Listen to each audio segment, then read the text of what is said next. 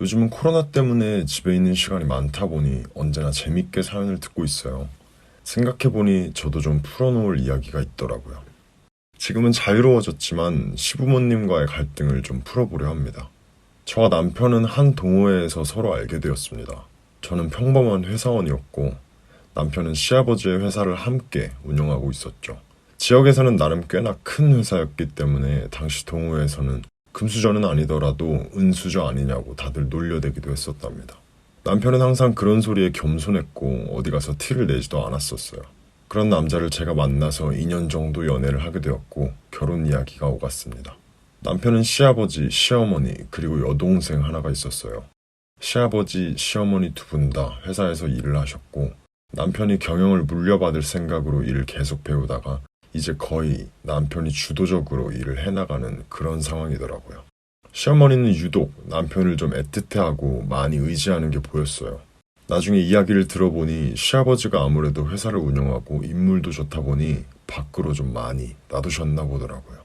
그래서 그런지 비교적 연약하고 소녀 같은 어머님은 남편보다는 믿음직한 아들을 의지하셨고 이 아들만 바라보면서 살았다고 하시더라고요. 제가 만났던 어머님의 첫인상은 너무 인자하시고 젊은 사람들을 많이 이해한다면서 원하는 대로 결혼식도 올리고 살 집도 알아보라고 그러시더라고요. 혹시나 같이 살자고는 하지 않을까 매우 걱정했었는데 생각과는 좀 달랐어요. 아버님은 그저 며느리가 들어온다는 그 말 한마디에 굉장히 기뻐하셨고요. 특히 아버님의 첫인상은 정말 털털하시고 시원시원하시고 재밌으셨고 역시 며느리 사랑은 시아버지구나 싶은 그런 생각이 딱 들더라고요. 그래서 무사히 상견례까지 마치고 결혼하게 되었습니다. 결혼을 하고 신혼여행을 다녀오고 얼마 지나지 않아 누군가 집 비밀번호 누르는 소리가 들리더라고요. 바로 시어머니셨어요. 다행히 그날 남편도 함께 집에 있어서 남편이 조심스럽게 어머님께 말씀을 드렸죠. 어머니 여긴 제 집이지만 그래도 오시기 전에 연락 한 통 주시고 오는 게 저랑 아내도 마음이 편하다고. 여긴 저희 두 사람의 공간이니까 어느 정도 프라이버시는 지켜달라고요. 어머님께서는 바로 알겠다고 미안하다고 하시면서 앞으로 오기 전에 미리 연락하마 하셨어요. 이렇게 처음 결혼했을 때 첫 해프닝이 있었습니다.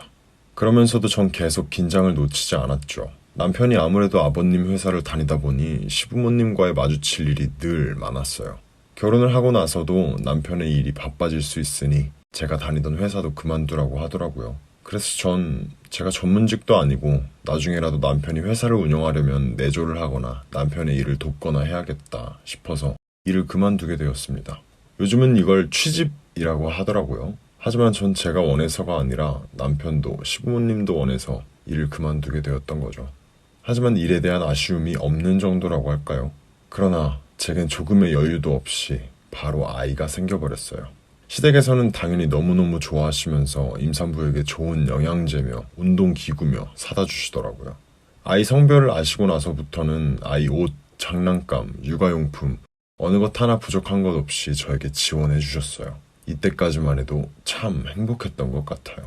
결혼 초기에 걱정했던 시어머님의 아들 집착도 생각보다는 사소한 일로 순조롭게 넘어갔고요. 무엇보다도 남편이 중간 역할을 참 잘해주었어요. 문제는 아이가 태어나고 나서부터였어요. 아이가 태어나고부터 아버님이 저희 집 문지방이 닳도록 드나드시는 거예요. 회사 근처에 집을 얻어서 그런지 정말 수시로 왔다 갔다 하시더라고요. 남편도 시누이도 그러지 말라고 얘기했다고는 하는데 소용이 없었어요. 어머님이 눈치가 보이셨는지 아버님이 와 계시다는 소리에 달려오셔서 막 모시고 가기도 하셨고요. 아버님이 아이에 대한 집착이 너무너무 갈수록 심해지더라고요. 시어머님의 아들 집착을 걱정했었는데 웬걸 아버님이 손자 집착을 이렇게 하실 줄은 아무도 몰랐거든요.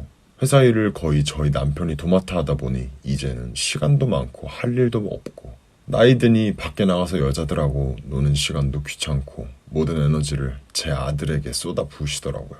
아들 말도 딸 말도 아내 말도 안 들으시길래 가장 어려운 제가, 며느리인 제가 조심스럽게 얘기를 했습니다.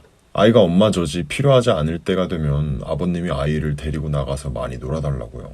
지금은 중간중간 수유도 해야 하고 아이가 잘 때 저도 좀 자야 해서 아버님이 수시로 이렇게 오시는 게 저를 위해서도 아이를 위해서도 좋지 않은 것 같다고 말씀드렸어요.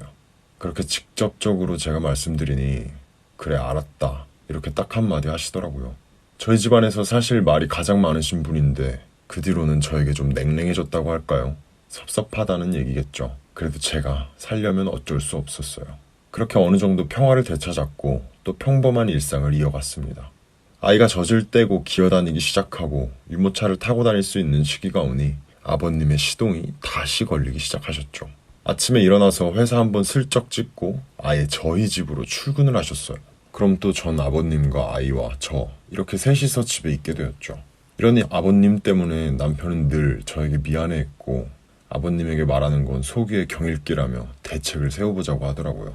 결론은 아버님이 아이가 좋아서 오시는 거니까 아이를 데리고 나가시는 게 어떻겠냐 제안을 해보자고 하더라고요. 이제 무조건적인 엄마 손이 필요한 게 아니니 맡겨보자고 하더라고요. 아이도 아마 아빠 얼굴을 본 시간보다 할아버지 얼굴을 본 시간이 더 많았던지라 아이도 당연히 할아버지를 잘 따랐거든요. 그래서 한번 그렇게 해보자 싶었어요. 아버님이 옳다구나 싶으셨는지 아침 먹으면 바로 아이를 데리러 오시더라고요. 그러면 저는 기저귀, 물티슈, 여벌 옷, 아이 간식 등을 챙겨서 아이와 아버님을 함께 집 밖으로 내보냈습니다. 아이에게 집착이 크신 만큼 어찌나 아이를 잘 돌보시던지 아버님의 집착 덕분에 아이가 10개월 때부터 어린이집을 가기 전까지 저는 나름 편하게 아이를 키웠습니다. 아버님이 거의 아이를 봐주셨거든요. 물론 그 전에 기나긴 고통의 시간이 있었지만요. 그런데 아버님이 다시 아이가 어린이집을 갈 쯤이 되니까 심심해지셨는지 아이에 대한 집착의 대상이 저로 바뀌어져 버렸어요. 아이가 어린이집 가 있는 시간이 되면 저한테 전화하셔서 어딨냐, 누구랑 있냐 꼬치꼬치 캐물으셨죠. 그냥 집에 있을 때는 상관없었는데 밖에서 친구라도 만나고 있을 때 이런 전화가 오면 어찌나 짜증이 나는지 남편도 안 묻는 저의 행적을 하나부터 열까지 다 알려고 하시더라고요. 제가 입는 옷부터 화장까지 만날 때마다 저를 훑는 것처럼 느껴졌고 점점 불쾌해지기 시작했어요. 남편이 저에게도 착한 남편이지만 부모님에게도 착한 아들이라 아버님께 대놓고 화를 내거나 한 적은 없거든요. 제가 아버님이 이러시는 거 정상 아니라고 왜 자꾸 가족들을 돌아가면서 집착하시는 거냐고 했더니 남편은 평생 일하시다 갑자기 일도 하지 않고 할 일이 없어 그런 것 같다 그러더라고요. 그럼 좀 다른 곳에 취미를 붙여보게 하는 게 어떻겠냐고 해서 제가 여러 가지를 제안을 드렸어요. 외국어를 배우시거나 골프나 등산, 동호회를 다녀보시라고요. 아니면 악기를 배워보시는 것도 좋겠다고. 문화센터 프로그램도 가져다 드리고 각종 동호회 팜플렛이니 인터넷 카페 정보도 갖다 드렸어요. 그랬더니 드디어 그중 하나를 물으셨어요. 등산이 좋겠다고 하시더라고요. 그렇게 일주일에 한 번 등산을 가시더니 그 횟수가 늘고 동호회 수가 늘다 보니 일주일에 한 3일은 등산을 다녀오시더라고요. 그때부터 제 숨통이 확 트였습니다. 아버님이랑 싸우지 않고도 아버님의 집착을 떨어뜨리고 아버님의 취미도 만들어드렸으니 제가 생각해도 저랑 제 남편이 머리를 참 잘 쓴 것 같다는 생각이 들더라고요. 그러던 어느 날 제가 인터넷을 하고 있는데 카페 목록에 아버님 등산 동호회 카페가 있었어요. 처음에 제가 알아보려고 가입했던 카페였거든요. 혹시나 궁금한 마음에 카페를 들어가 봤고 물론 아버님은 제가 거기 가입되어 있다는 것조차 모르세요. 그냥 이런 곳이 있던데 카페에 가입해서 등산회 가입 물어봐라 이렇게만 말씀드렸었거든요. 저도 제가 가입했던 사실을 잊고 있었고요. 가입만 했을 뿐이지 그 카페에서 전 활동도 출석 횟수도 없으니 유령 회원 수준이었고요. 혹시나 아버님 사진이라도 볼 수 있나 싶어 그저 단순히 아버님 등산의 활동 모습을 보고 싶어서 카페에 들어갔어요. 제가 볼 수 있는 글이 별로 없더라고요. 새내기 회원이라 등업을 해야지만 볼 수 있다고. 그런데 사진 딱 하나가 전체 공개였는지 볼 수 있어서 클릭해서 보게 되었고 동호회 단체 사진이더라고요. 아버님의 얼굴을 찾았죠. 아버님 여기 계시네 하던 순간 아버님 옆에 웬 여자 한 분이랑 어깨 동무하고 얼굴을 맞댄 채로 사진을 찍으셨더라고요. 순간 여자의 촉이 훅 지나갔어요. 어차피 애 어린이집 보내고 할 일도 없겠다 싶어서 가입 인사를 하고 등업을 위해서 글 몇 개 올리고 댓글을 몇 개 달았죠. 작은 등산의 카페라 그런지 금방 등업이 되더라고요. 거기에 있는 모든 사진을 훑었습니다. 꾸준히 아버님하고 그 여자가 계속 같이 나오더라고요.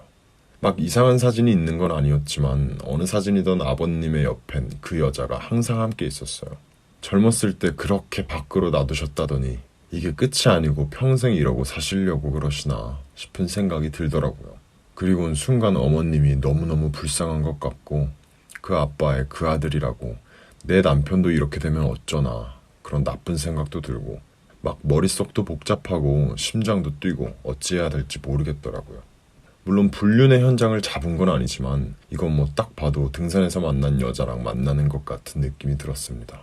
그래서 제가 가족들 아무도 모르게 역으로 아버님을 집착하기로 마음먹었습니다. 수시로 전화했어요.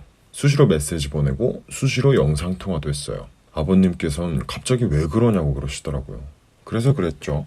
아버님께 제가 그동안 너무 소홀했던 것 같다고, 아버님이 저에게 나타내 주신 사랑 그대로 제가 아버님께 나타내 드리겠다고요. 나중엔 제발 그만하라고까지 하시는데 사실 아버님도 좀 당해봐라 싶은 그런 마음도 있었나 봐요. 제 연락을 피하고 제 연락에 역정을 내시는 모습이 전 너무너무 통쾌하더라고요. 그래서 하루는 제가 어머님께 아버님 등산 언제 가시냐 묻고 제가 서프라이즈로 등산 같이 갈 거라고 아버님께는 말씀드리지 말라고 얘기 드렸어요. 아버님 나가는 시간에 따라가서 짠 하고 나타나서 제가 싸간 도시락도 드리겠다고 했죠. 그래서 아버님이 나가는 시간을 입수하고 아버님을 따라 나갔습니다. 등산복을 잘 차려입고 나오셨더라고요. 그런데 사람들이 많이 모인 미팅 장소에 나갈 줄 알았는데 멀리서 차 한 대가 서더니 한 여자가 내려서 아버님 차에 타더라고요. 혹시나 싶어 블랙박스를 켜고 눈치 못 채게 살살 따라갔습니다. 한 1시간쯤 달려서 한 교회 쪽으로 빠지더니 모텔 앞에 주차를 하시더라고요. 그러더니 그 여자랑 팔짱을 끼고 내리시는데 제가 순간 고민이 많았습니다. 지금 내려서 아버님 어디 가시는 거냐고 해야 하나, 쫓아가서 불륜 현장을 잡아내야 하나, 아니면 나올 때까지 기다려야 하나. 어머님도 어차피 이런 아버지랑 이혼 안 하고 지금까지 사신 거 보면 현장을 잡아줘 봤자 어머니만 힘드실 것 같더라고요. 차라리 이런 건 아는 것보다 모르는 게 나을 수도 있지 않을까라는 생각도 들었지만 일단 따라 내렸습니다. 그리고 말씀드렸어요. 아버님, 지금 여기서 뭐 하시는 거냐고요. 제가 아버님 등산 가신다고 해서 서프라이즈로 나타나려고 도시락까지 싸서 아버님 따라왔는데 왜 산이 아니라 이상한 여자랑 모텔 앞에 계시냐고 대놓고 따졌습니다. 그 여자는 어쩔 줄 몰라 하고 아버님이 버벅버벅대면서 일단 돌아가서 얘기하자고 하시더라고요. 일단 모텔 들어가려는 모습까지는 제가 블랙박스에 담았으니 돌아왔습니다. 가족들에게는 아무 말도 하지 말아달라고 부탁하시고 나중에 연락을 하시겠대요. 그러더니 그 다음날 남편이 출근하고 나서 아버님께 기다리던 전화가 왔어요. 저보고 사정사정 하시더라고요. 어머님이나 남편에게는 제발 비밀로 해주면 안 되겠냐고요. 그 여자도 알고 보니 가정이 있는 여자였더라고요. 이게 일이 커지면 우리 집안은 물론이고 그 집안까지 난리가 날 판인 거죠. 그냥 사람들 앞에서는 친한 오빠 동생 사이로 지내면서 뒤에서는 그 여자랑 그렇게 놀아놨던 거예요.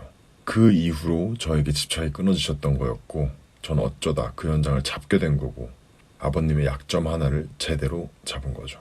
그래서 알겠다고 아버님 이번이 진짜 처음이자 마지막이라고, 2번 다시 또 이런 일이 있을 땐 이번 일을 포함해서 어머님이랑 합세해서 소송까지 하겠다고 단단히 말씀드렸죠. 그리고 나서부터는 아버님의 집착은 또 어디로 흘렀을까요? 바로 어머님한테 갔네요. 저희 아들과 저를 거쳐 그리고 불륜녀 때문에 잠시 해방되었다가 그 대상이 없어지니 어머님의 사생활을 하나부터 10까지 간섭하시더라고요. 아직은 지켜보고 있는데 어머님이 너무너무 괴로워하시면 제가 한번 말씀드릴까 싶어요. 어쨌든 저의 입막음으로 저는 남편과 아이와 더없이 행복하게 일상을 보내고 있답니다. 아버님이 더 이상 딴짓은 안 하는 것 같아 마음은 놓이지만 그래도 이 비밀은 평생 저 혼자 묻어가야 되겠죠. 나중에라도 딴짓하는 게 눈에 보이면 그때는 주저없이 어머니께 다 말하고 법의 심판을 받게 할 겁니다. 여러분의 가정엔 기쁨과 즐거움이 항상 가득하기를 바랄게요. 집착이 많던 제 시아버지 사연 들어주셔서 감사합니다.